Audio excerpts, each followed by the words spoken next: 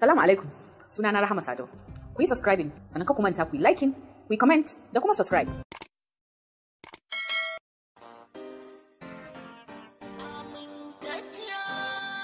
Masu sauraro barkanmu da warhaka.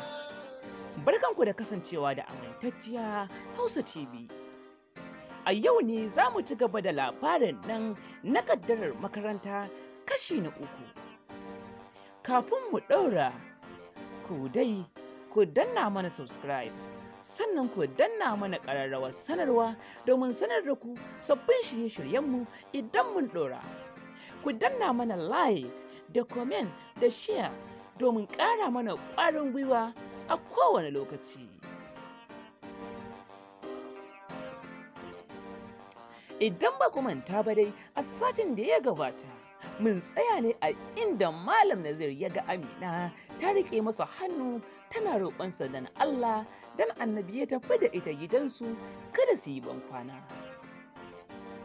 Yanzu za mu ci gaba.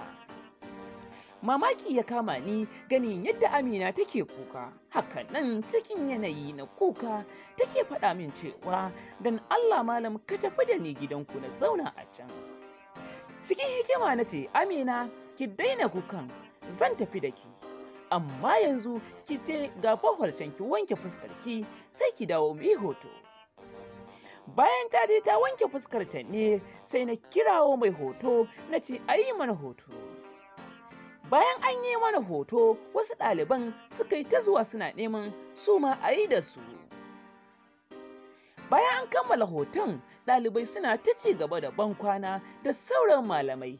Nan dai na ga hankalin Amina ya kwanta. Na ce da ita, an jima akwai walima, sai ku zo ke da ƙannanki, yanzu ki tafi gida.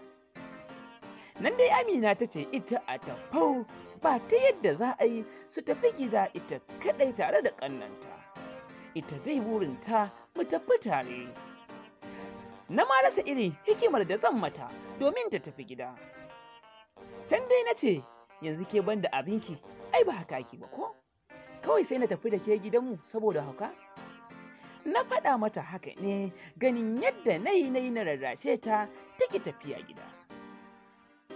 Da dai na ga wankin hula zai kai ni dare, na ce, kin gani tafiya zan yi, ki wuce ki tafi gida.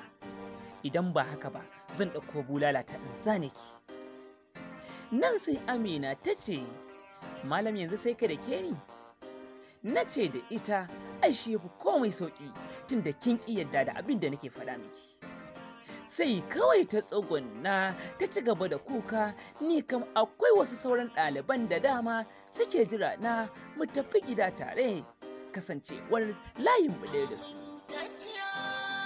Nan dai na bar Amina tsugunna tana kuka, babu shakka abin ya taɓa min zuciyata.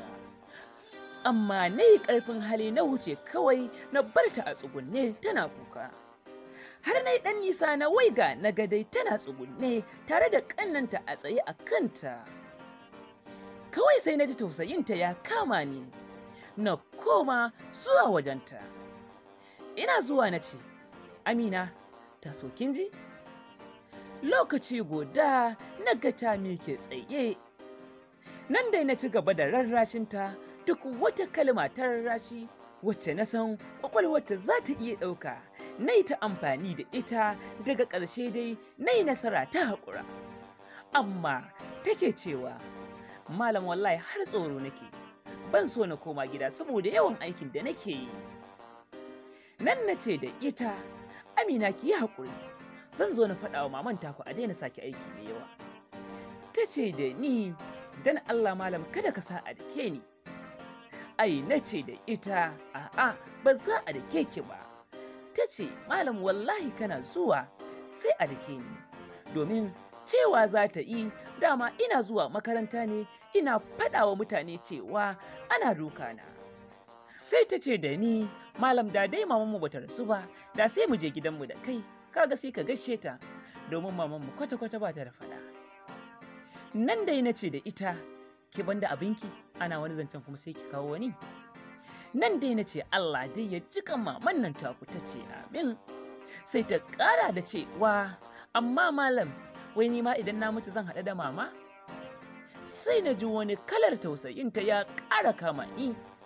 Nan dai na ce, mana za ki ganta insha Allah. Na yi ƙoƙarin kasa zancen saboda abin akwai tausayi. Na dai nutsa sannan na ce da ita, an jima dai ku zo walima tare da ƙannenki.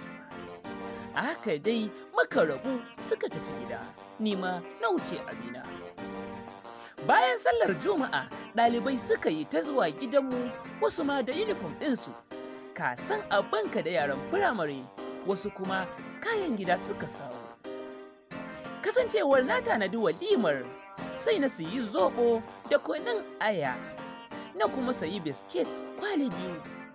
Nan dai duk wanda ya zo sai na bashi biskit da zoɓo. Na ce da shi ya tafi, na gode, sai wata rana. Ina ta zuba ido ko zan ga Amina, amma ban kanta ba tare da ƙannan nata. Abin ya ɗaure min kai, har zuwa bayan la'asar ban kanta ba. Ku biyo mu a sati mai zuwa domin jin yadda za ta kaya. Yadda za ta kaya tsakanina da Amina, ko za ta bar ni na tafi ko kuma lallai sai na tafi da ita. A wannan ƙayataccen shiri na ƙaddarar makaranta, shiri mai faɗakarwa tare da wa'azantarwa. Ku danna mana subscribe, sannan ku danna mana ƙararrawar sanarwa domin sanar da ku sabbin shirye-shiryenmu idan mun ɗora. Mun gode.